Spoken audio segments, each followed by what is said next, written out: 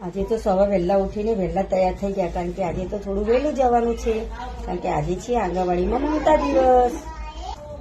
જો આ મમતા દિવસનું બોર્ડ પણ લાગી જ ગયું છે. આ છે અમારી આંગણવાડી.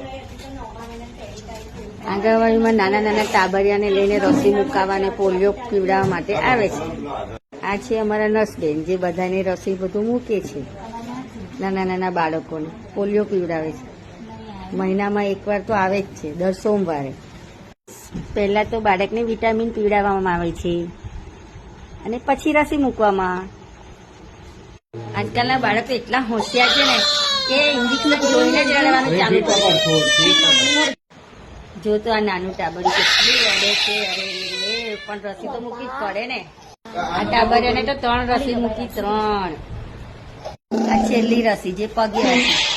રસી તો મૂકવી જ પડે ને, બાળકને સારા માટે જ છે ને. લઈ લો બેટા, 3 રસી મૂકી દીધી, તને મટી જશે. હા,